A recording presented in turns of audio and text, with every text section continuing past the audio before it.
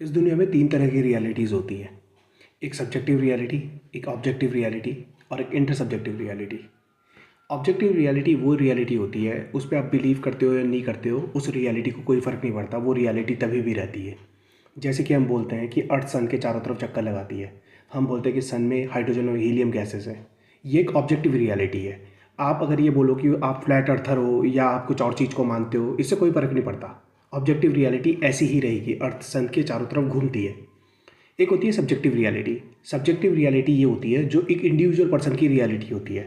जैसे कि सामने कोई इंसान खड़ा है और मैं बोलता हूँ कि वो बहुत ब्यूटीफुल है, तो ये मेरी रियलिटी है और आप बोल सकते हो कि वो ब्यूटीफुल नहीं है, ये आपकी रियलिटी है। तो सब्जेक्टिव रियलिटी हमेशा इंडिविजुअल बंदे की रियलिटी होती है। एक तीसरी रियलिटी होती है जिसको बोलते हैं हम इंटरसब्जेक्टिव रियलिटी। इंटरसब्जेक्टिव रियलिटी इस तरह की रियलिटी होती है जिसको एक ग्रुप ऑफ पीपल डिसाइड करते हैं कि हाँ ये एक रियलिटी है। जैसे कि आपका आधार कार्ड, आपका पैन कार्ड, आपकी गवर्नमेंट, आपकी करेंसी, ये सब एक इंटरसब्जेक्टिव रियलिटी के बेसिस पे बने हुए हैं।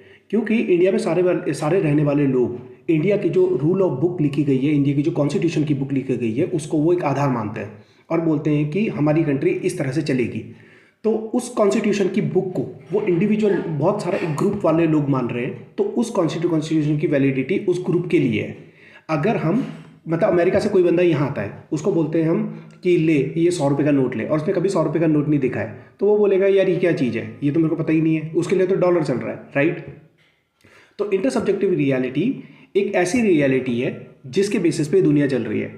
अगर आप देखोगे, इंटरसब्जेक्टिव रियलिटी फेक रियलिटी है। फेक रियलिटी मतलब कि अगर हमने मान लो इंडिया के सारे लोग एक साथ रेबल कर देते हैं और बोलते हैं हमें नहीं चाहिए गवर्नमेंट या हमें नहीं चाहिए कॉन्स्टिट्यूशन, और हम एक साथ पूरा पार्लियामेंट सब खत्म कर देते हैं, सब कुछ हम खत्म कर देते हैं, या तुम आर्मी रूल ले आओ चाहे तुम कुछ भी ले आओ, हम नहीं मानते किसी को, तो उस दिन वो रियलिटी पूरी खत्म हो जाएगी। उस दिन हमारी कंट्री की वैलिडिटी ही खत्म हो जाएगी, क्योंकि हमने मानना बंद कर दिया है।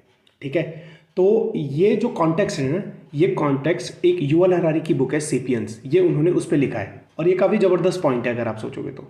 अगर आपका कुछ और व्यू है तो आप कमेंट्स में बता सकते हैं। Thank you.